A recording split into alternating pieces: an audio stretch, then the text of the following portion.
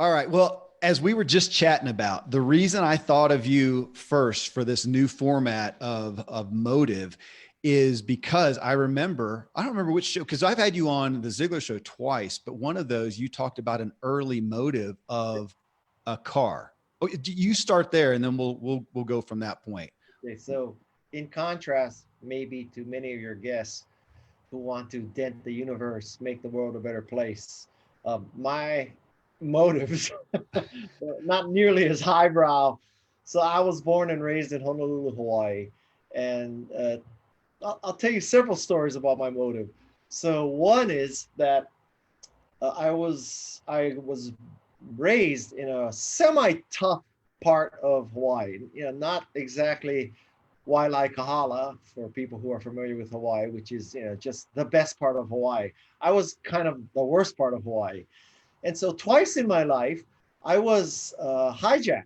Like people asked me for my lunch money, and so now that's motive story number one because I said to myself, someday I'm going to be so rich that I am never going to be hijacked or robbed. I am just not going to be dealing with crime. I'm not going to be in crime areas, and I'm not going to be catching public transportation where both of these robberies occurred.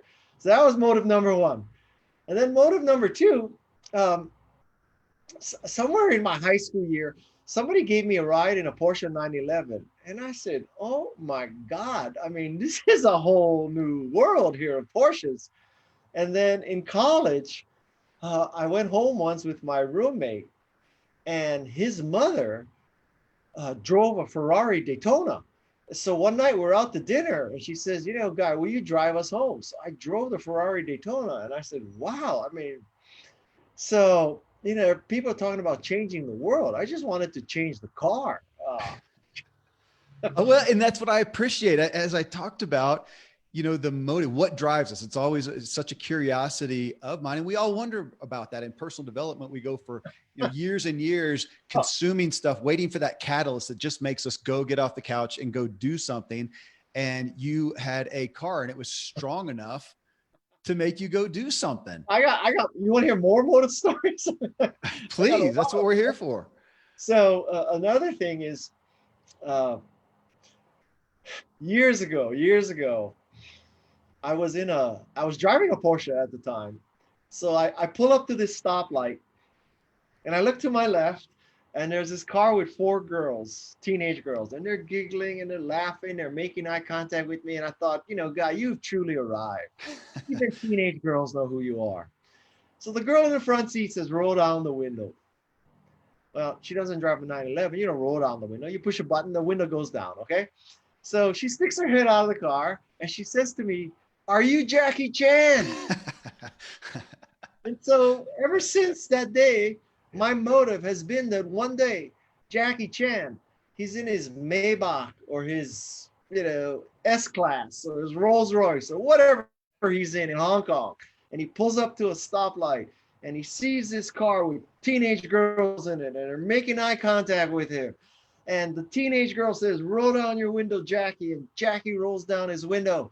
And the girl sticks her head out and says, are you Guy Kawasaki? That's one of my motives in life. Absolutely. We need to find Jackie Chan just to make that happen. Well, I mean, you have, a pretty storied past of being at Apple and all the things that you did there. And obviously, I mean, that is the curiosity. You were driven. Even that, when you look back, even to the car, I mean, there's plenty of people who want things, but they aren't driven enough to go do them. If I ask you, just to think back, I mean, why is it that the drive was strong enough to make you go after it? Well, maybe because I'm, and I use this with air quotes, I'm only third generation Japanese American, right? So I am the first generation of my family that went to college, and I came from a lower middle class family. It wasn't like we're struggling to eat. Okay, so I don't have that kind of story where we caught the last helicopter out of South Vietnam from the embassy, and they dropped us off in Fresno, California, and said, okay, Right. here's $20 in a suitcase, have at it, welcome to America. So I don't have that kind of true Horatio Algier story. But it's not like I was born into wealth. It's not like my name is Donald Trump Jr. So, so a lot of it was just the hunger that whether it's a car or whether it's, not living in a crime area or something, that was the motive. And I'll tell you a motivating story from someone I just interviewed for my podcast, Christy Yamaguchi, the figure Yeah. skater. Yeah. So she tells this great story that in her first figure skating competition, she placed 11th. Really? And so Christy Yamaguchi, best skater in the world, said to her mother, why did the girls who finished first, second, and third get a ribbon? And I didn't get a ribbon. And her mother explained that, well, Christy, you finished 11th. Only the first three places get a ribbon. And that motivated her. I mean, I can't tell you that single thing made her the world's greatest figure skater, but you'd be amazed. Those little things, they motivate you. Well, so going back even into your story, how many siblings did you have? I have just one. Just one. Brother? Sister. So was she driven, hungry like that to change her demographic of living, would you say? She was definitely, she's smarter than I am. She was definitely a hard worker. I don't know if she was driven. Well, a lot of it is, it's a combination of factors, right? So it's the opportunity, and the grit and the drive, and basically all three are necessary. So she just had a different, life path. What about examples for you? I mean, did you have anybody that stood out where you saw the grit and the drive, so it was familiar to you, or you were exposed to it, or did you just find it inside yourself? Well, I was not a naturally gifted anything. Yeah. Not athlete, not student, not anything.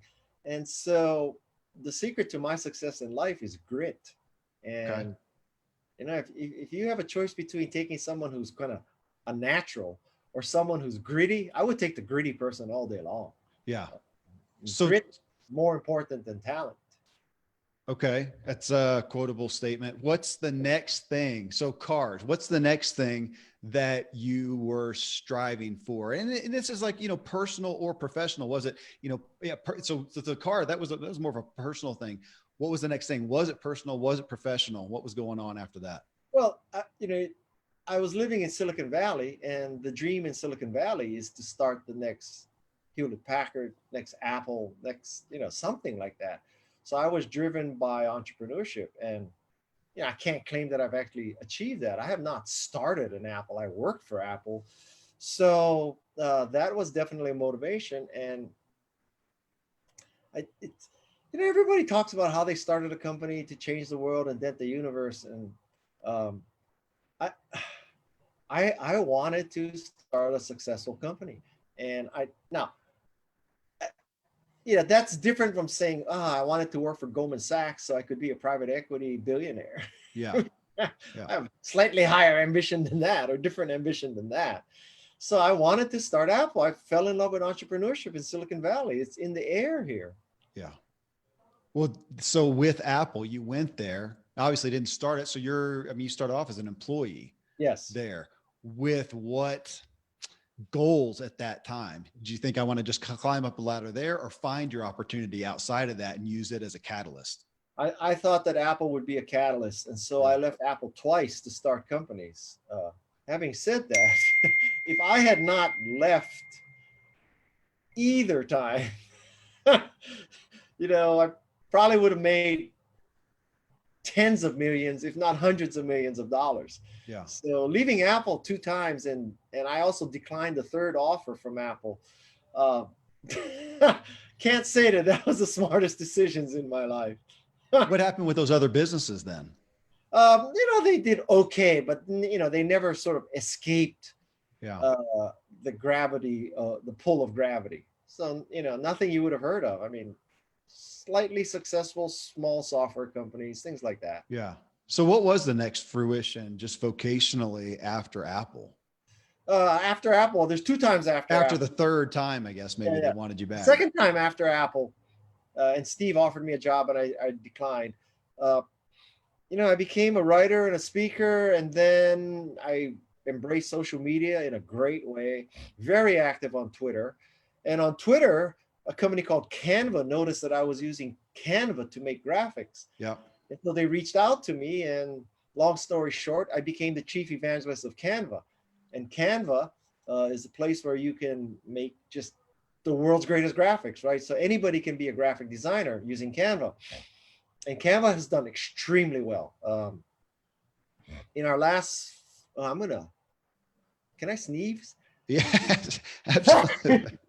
Yeah, this Ah, shows live action I candid hope you can't recording. catch a virus by watching I somebody. know neither of us are wearing masks either. So um, yeah. so Canva has done extremely well. We make oh we make about 3 million graphics a day, 3 or 4 million graphics a day. So yeah, Canva is. I just got a tutorial. So I have a platform being built for me and got a branding guy working. And so he's been doing that. He'll pull up Canva and say, so what do you think about this and this and work on it? So I've Yeah, gotten to see it. I didn't drive, but how long ago was that you came on I as have been with Canva for the only reason why I know this is because LinkedIn tracks it. I've been at Canva for like 6 years and 4 months or oh, something. wow. Okay. So I started my career democratizing computers, and I'm ending my career democratizing design. Okay. And I think as I look back, I was extremely lucky to work for Apple, and I am extremely lucky to work for Canva. I think most people can go through a career not working for an Apple or a Canva, and I've had two, Yeah. so I've been very fortunate. I mean, back even with Apple though, I don't know, when was it that you got billing or you brought to light the secular evangelism concept? Well, I was recruited that way. I was Apple's second software evangelist.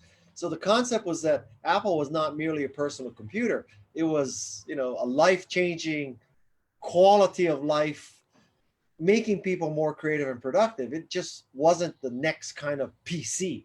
Yeah. So that's the evangelistic approach to yeah. And To so tell me of that, because you took that not just as a role there, but you took it and embraced that role as evangelist. I mean, did you find that's just a good fit for you, or did it fit again a motive Well, you appreciated? you're ascribing to me too much thought and planning. So In retrospect, so evangelism comes from a word meaning bringing the good news. So I brought the good news of Apple, that Apple was good news, making people more creative and productive. Now, at yeah, the end of my career, I'm bringing the good news of Canva, because Canva is empowering people to communicate better with graphics.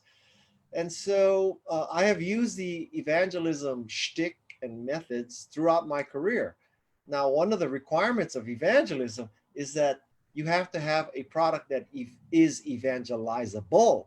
yeah. And uh, to be evangelizable, you have to have a good product. That's the start of great evangelism. Well, you're also doing, or you're still with Mercedes. Yes, well, uh, Mercedes-Benz brand ambassador. That's a real 1/10 of 1% problem. So basically, I get any Mercedes I want, and I have to drive it around and stuff. That's a good motive, a good thing to be driven by. Well, so as you go along, I mean, you've written how many books now? 15. Well, 15 books. some people say I wrote one book 15 times, but yeah, 15. Oh, well, either way. So there, when you did that, was that hey, I'm going to take advantage of my audience and, put a book deal Uh, together? Or was it, I Not want to really. impart? I mean, I think that the motivation for writing books should be purer than that. Yeah, believe me, I get contacted by authors and prospective authors all the time. And if they lead off with, I'm Joe Blow and I want to increase my speaking, I want to increase my thought leadership position, I want to increase my consulting, I tell them to go pound salt, because the reason to write a book is not because it's a means to an end. I think a book should be an end in itself. And so the reason to write a book is because, duh, You have something to say, Yeah. butthead. And so if you don't have anything to say, don't write a book, Yeah. because nobody's waking up in the morning saying, God, if only I could help Joe Blow increase his speaking or his consulting. That's what I want to do. Where is that book so I can help him? Nobody gives a shit. So if you look at your books, which one or ones, what are some specific messages you wanted to impart, you wanted to bring forth, and it was worth you Well, putting a book together for it? it's just like telling someone with 15 children, what's your favorite child? I think that the book for entrepreneurs is definitely The Art of the Start. The Art of the Start 2.0. It explains everything you need to do to start a company. And I don't mean just, how to ship a minimum viable product. I mean, that is a book in and of itself, but I cover it enough so you understand the concept. So I cover all aspects of starting a company, the funding, the product development, the recruiting, the sales, the support, all that kind of stuff. So it is like one-stop shopping for starting a company. So that's for entrepreneurs. My latest book, Wise Guy, is a compilation of stories that have influenced my life, such as getting robbed, such as getting a ride in that Porsche and the Ferrari. So it's kind of like chicken soup for the soul, except it's all guys' stories. I tried to name it miso soup for the soul, but my publisher wouldn't go for that name. And so folks listening, that was Ziegler Show episode 711 that I Really? did with, that 711. Yeah. Like the store? Like the store, man, like the old cycling team. And that's where we talked about Wise Guy. I so appreciated reading through that, reading the stories. It does show a lot of the different motives, from a personal side and a professional side. So as all that's going on, though, I want to ask you on the personal side, as all that's going on with your vocational career and Apple and other companies and your go along, what on your personal side, what are some of the, just to go out there and make things happen and do stuff, what were some of the personal motives, even if you, again, didn't have them now, but in retrospect, you look back and go, man, what was driving you at that point? To be honest, I have 4 children and they all went to private school. So I had a lot of bills. Yeah. Do not underestimate the need to pay your bills as a motive. I could, I can do my Sandra Bullock beauty pageant. I want to dent the universe and change the world, but I'm telling you, you got bills you got to pay. I mean, it's When that you're simple. okay, so going to your kids, when you talk about evangelism, Yeah. bringing the good news, what have been some of the drivers as a father that you Oh, wanted to evangelize your kids towards? well, I hope I have imparted some of the values that my parents imparted to me. And it is about, honesty. It is about respect. It is about the need to help people who are less fortunate, that if you are blessed, you have an obligation to help other people. Now, I'm not holding myself up as a role model, Okay. a la Charles Barkley. Uh, Parenting is one of the hardest things. I mean, if you thought business was hard, oh my God, parenting is much harder than business. So, Yeah. What are your kids' ages today? they are 27, 25, 18, and 15. Where do you see them on this on this aspect of motive and drive? My kids, I got a lot of kids, and I so often just found myself, what I hoped for them. I mean, I would hope for them to have something they want, something they drive. And I think we're in a culture Yeah. where people want less and less, other than just the immediate appetite, shallow appetite, but we want less and less of anything of value to go out and actually get off the couch and do something. And so, I saw with my kids and gosh, I want that. We've had those discussions. Where do you see your kids? Well, and I'll ask you too, because as you know, and have seen so often people who came from, let's say, humble beginnings and said, I want something different. They went forward and you created something better. That's all your kids know. They don't know super Yeah. humble Yeah. beginnings. Yeah. So I'm telling you that I think there's definitely a dilution of motivation and grit the longer your family has been in America, right? So that first generation starts with nothing. They save what they can to so that the second generation can at least go to high school. And then the next generation makes it so that the third generation can go to college. Yeah. By the third generation, you've kind of made it. And so now you can be a lawnmower or a helicopter parent, and your kids don't have to be gritty and all that. It's something I think about all the time. So what do you do? Purposely deprive your kids? I mean, Tell, that's easier said than done. I know, I know. So I deal with it as a father. Yeah. And yeah, what do you don't want to, I mean, you want to provide the best for them, but I also, that cushy life doesn't often help.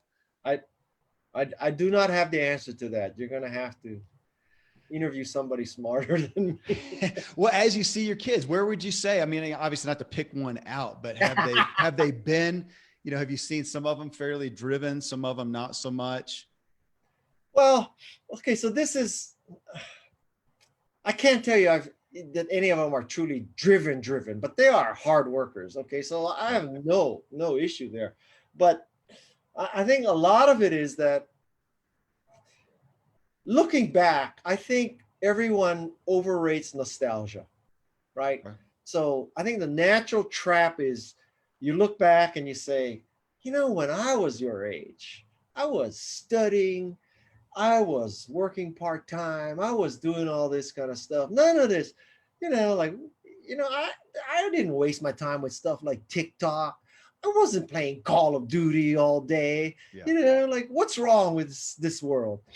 And I basically think every generation says that about the previous generation. My father probably said that about me. Like, you're watching this Disney movie every Sunday night, Yeah. and you're watching Ed Sullivan, and you're watching TV. I never had TV, and I think a lot of it is just kind of retroactive, remembering the past differently. That I think nostalgia is overrated. That this concept that good Americans, they used to eat family dinners together and they discuss politics and religion and intellectual stuff, and then after that dinner they went into the family room and they played board games and they interacted even more. Like, what family do you know that did that? So listen, if my kids answer my text message, man, I consider that a victory. So yeah. Yeah. Well, and I asked that question. I care about their drive. I mean, with my kids, I find, what I most care about, man, I want them to care for each other and care for other people. Well, kind of back to what you said, those values, even if they're not the most driven. But then, at some point you want them to leave home and go do something productive. Oh, well, one solution is to set up your living trust such that at the point you die, that they get a third of your estate at 30, a third at 35, and a third at 40, right? So it's not like the moment you die, it's time to go buy the Ferrari and Porsche. Right. Where you today, Guy? I mean, so you've got, your last book was Wise Guy. Is there another book on the No, horizon? I have fallen so in love with podcasting. I don't know if I'll ever write another book. Of course, I said that 14 times, but I think that podcasting is a superior platform. The publishing world, just-in-time publishing is a myth. Okay, so it takes a year to write a book. When all the dust settles, it probably takes 9 months or a year for your publisher to get it into the distribution channel. So call it a year and a half or 2 years to finish your book. Whereas podcasting, every week you can release something. Every week you can change. You can go back and change it in your podcast, right? You can edit the sound. And so imagine if you were writing a book. Oh, okay. So here's imagine you finished a book 6 months ago about how to be an entrepreneur in the year 2020 and beyond. Yeah. Okay.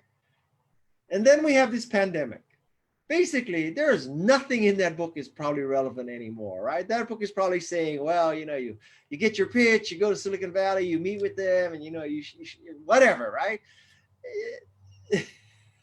I mean, you look for low cost manufacturing overseas. Uh, you use you don't want to own property, so you lease a space from WeWork. I mean, can you see where just about everything I just said is wrong today? Yeah. And so, but versus a podcast, tomorrow's podcast can say, this is what you have to do. Yeah. You can't do that with a book. So tell me about that. It was because it was the show. I think it was that last one that I did with you on Wise Guys when you were thinking about starting a podcast. Yeah. And can we divulge what your initial name of the podcast was going to be? Well, there were several, but one initial name was going to be Wise Guy, right? Yeah. Well, I remember Duh. Oh yeah. Okay. So that I seriously, for those of you who are watching, you may like now close your browser. You're thinking like, why would I listen to this idiot?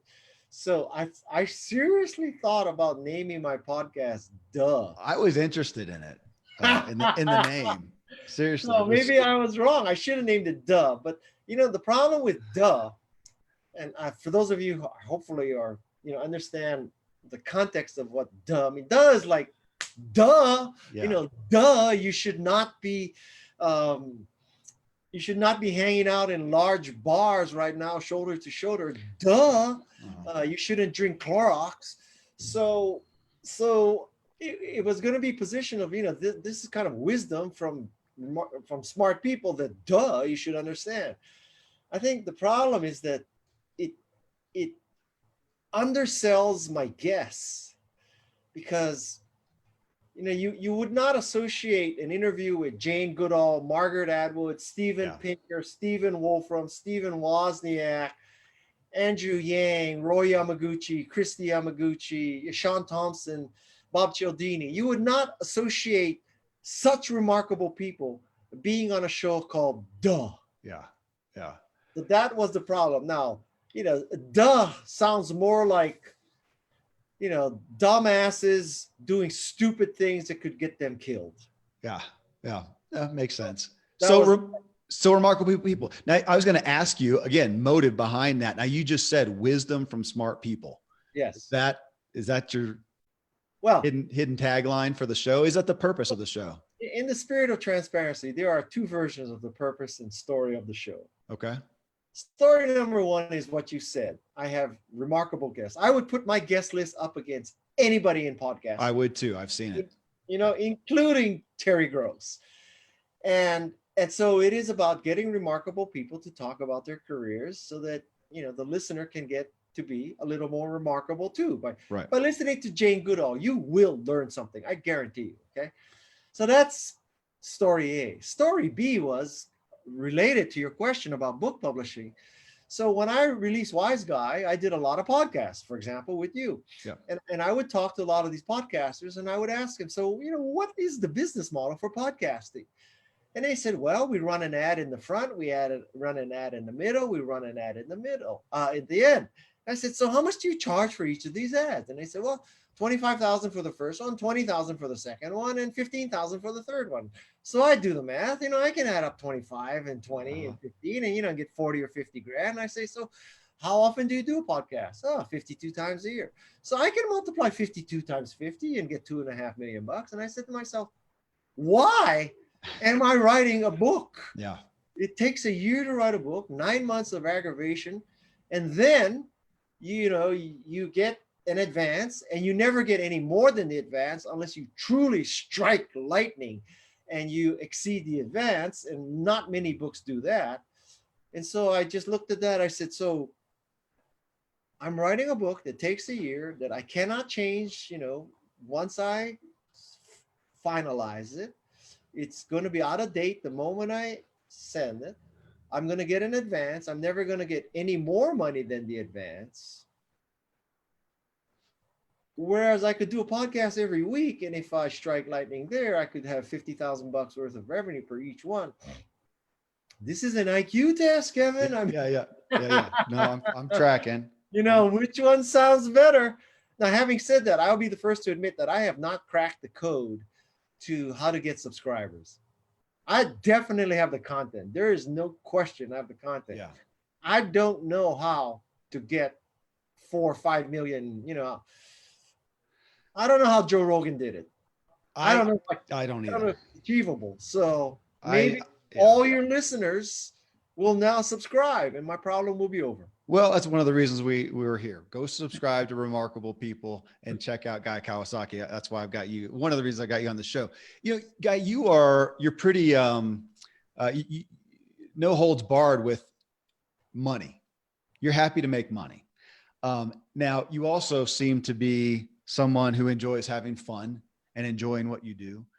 And looking at what you've done, I'm also going to say, even though I don't know if you like being held up in an altruistic pedestal, Yeah. but you also like to do good. You talked about values. I mean, you want to do well, to serve people well in there.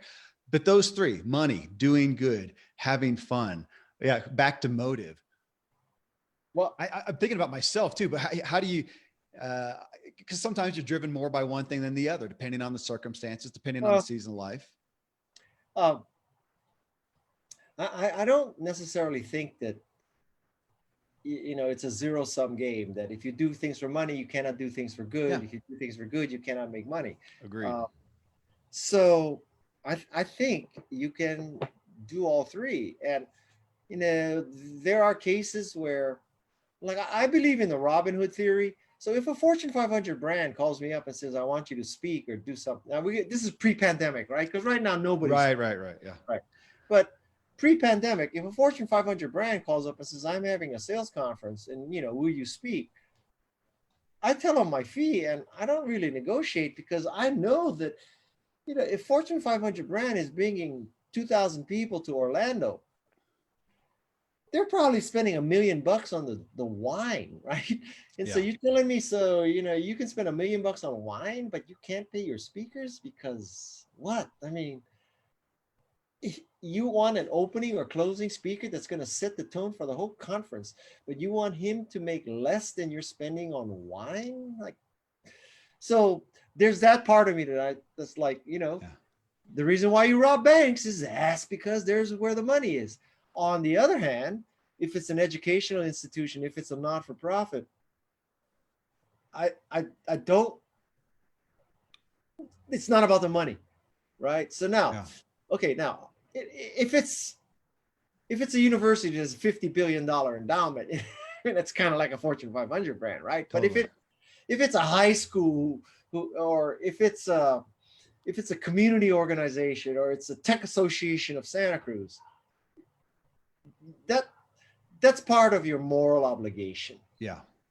And I will tell you that it's part of your moral obligation, but believe it or not, it does sometimes, and in fact, oftentimes pay off, because what I've noticed is the more you, well, this is again pre-pandemic, right? All The right. more you speak, the more you speak. And so what happens is you speak for a tech association, and lo and behold, the spouse of the VP of sales or marketing of a Fortune 500 brand is there. Spouse goes home and says, "Honey, I just saw this great speaker. He would be perfect for your sales conference." Well, that conversation would have never occurred if I had told this not-for-profit or this community association, "You got to pay me. I don't speak for free." And so even something like this, what I'm doing with you, knock on wood that some spouse, some significant other, or the Sure. person himself or herself is watching this and says, "Wow, Guy is pretty good virtually.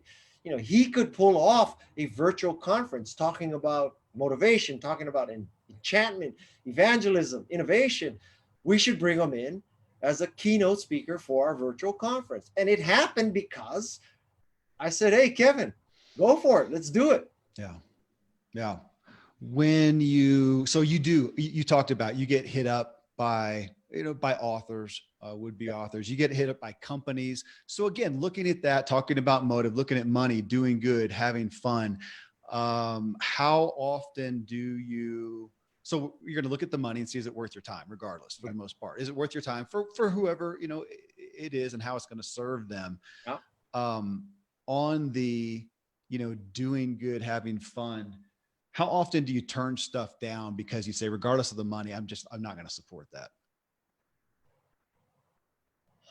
Wait, so you're asking if they had the money? Uh-huh. Can I turn them down? Mm-hmm. Well, Or there've been some times when you wish you had in retrospect. um, well, a lot of it's self-selection, right? So if a company is interested in me, they kind of know that where I stand on certain things, such as politics. Yeah. But I never discuss politics in my speeches. But you know, let's just say that the CPAC or the Republican National Committee is not contacting me to speak at a Republican event, for Yeah. example.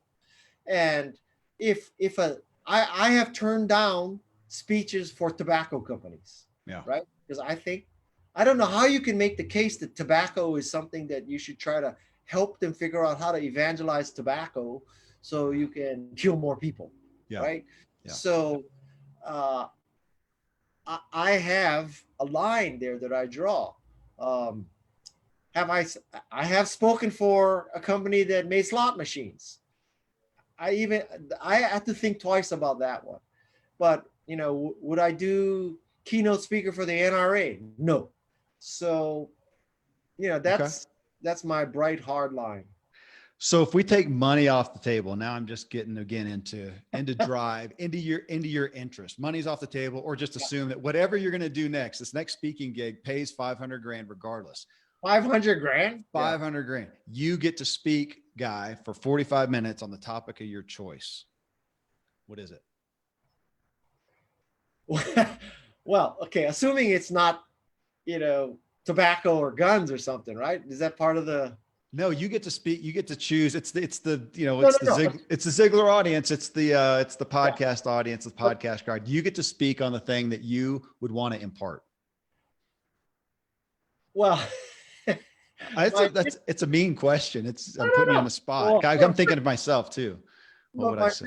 my initial response is, if somebody's going to pay you 500 grand, you basically speak about whatever they want you to speak. True. Okay, we'll lower it. 50 grand. I mean, maybe Michelle Obama can tell someone, no, I'm going to speak about this, not that. Yeah. But I'm not Michelle Obama. But I mean, that's not the spirit in which you ask. So if someone said, all right, forget the money for a second. Okay. So if somebody said, we're going to put you in front of, 50,000 people live and, another 5 million virtually. Pick any topic you want. I would give a talk based on my book, Wise Guy, about the lessons in my life. And the lessons in my life, including the role of education, the role of this motivation, the role of innovation, like just the major lessons of my life. That would be the speech I would give. I would come to that. And again, I'll point back to the book. I did so appreciate just reading through, and it was almost like a memoir in essence, but how you wrapped it up with, well, that's why I had you on the show about it, why and how you wrapped it up with those lessons. I had a guy, David Meltzer. Yeah. And he talked about similar thing about the lessons, that it's great to have those lessons. I talked to both you guys in a short amount or in a concise amount of time. And he talked about that. And if you're doing something over and over, repeating something wrong, you have not learned the lesson yet. And it really, Guy, I'll attest to you, man. It brought me to, in reading your book and hearing David, to thinking about what are the lessons that I have learned. And I actually went back some and thought, because I know there are there, but I hadn't really, I just hadn't written them down. I hadn't really given them the gravity that they have, and to look back and go, what are the lessons? And then also going forward to look at, the next maybe difficult thing or challenging thing or blessing even, and go, okay, what is the lesson of that? Yeah. What is in my own, faith and believing that there's a bigger picture going on, to go on at what is the lesson? What should I see? I could make a case that the pandemic may have a positive effect in the sense that, I don't know about you, but I think things are slowing down. I mean, you're definitely getting, at least I'm getting 2 hours back a day from not driving around, right? Totally. Yeah. And I used to, pre-pandemic, I would drive my son to school. That's half an hour one way. Then I would stop at a coffee shop and sit there for 2 hours. So not totally unproductive, but certainly it took me longer to eat breakfast in a restaurant than now I make myself a cup of coffee and a peanut butter and banana sandwich. That, Yeah. you know, so then there's that. And then sometimes I would eat lunch out. That's another hour. And then I would go pick up my kid, half an hour there, half an hour back. Now we have time to be reflective, Uh-huh. honestly. Um, so yeah. Yeah, I agree. I keep questioning what's everybody's new normal. What do we want normal to be? Do we want to go back to the running around? Do we want to go back to XYZ commitments? Do we want to?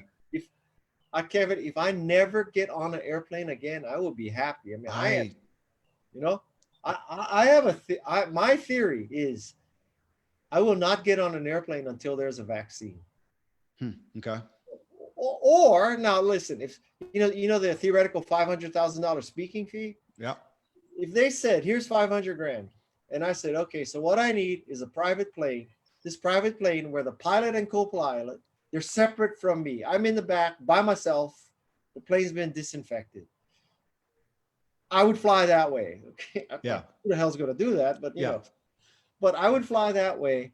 Now I guess I believe in science. So if somebody, if some institution that I truly respected said, okay, so we tested a 787, we tested an A380, and you will not get sick because the air is filtered so fast with our HEPA filters and blah blah blah, and there's a HEPA filter in every bathroom now. I mean, or there's a sealed sleeping pod, or whatever. Okay, so there may be a scenario where I fly, but oh man, I am just mentally getting into a steel tube with 350 people sitting elbow to elbow, using the same bathroom, served by the same 10 flight attendants who have served the other 350 people. Man, that doesn't make sense to me. Yeah. And I'm 65, and I have not signed a do not intubate form yet. So that's where I am on that. Yeah. How do you, I mean, look, so let's hit right here, right now. Motive, looking at what has driven people. Now life has come to a stop in a lot of senses for folks. But What would I you, think yeah. I need to go in 4 minutes. Okay. Yeah. So I think that um, I think the pandemic is a game changer in the sense that motivation is for many people is going to be economic survival. Yeah. Uh, I wish I could tell you it's going to be about self-actualizing your life goals and enrichment and all that kind of stuff. I literally think it's survival. I mean, if this number is true about, I don't know, whatever the number is, half of Americans have only in their bank account 1 month of expenses. That's a big freaking deal, man. I mean, so I don't listen. I wish I could, find some other speaker who'll tell you, yeah, it's all about realizing your dreams and digging deep into your soul and finding your inner child and all that. God bless you, man. But I think it's just, how do we make ends meet in this pandemic? Yeah. Hey, thank you. Thanks for the candor. That's why I appreciate doing these shows with you. And grateful for the wise guy wisdom that you impart. Well, thank you. Thanks for being with us again, man. And believe it or not, I have to get off this call because I have to take a pre-call with a paying client. Oh, beautiful. Okay. We'll let you jump on that. I'm going to So stop. I can pay for my kids' tuitions.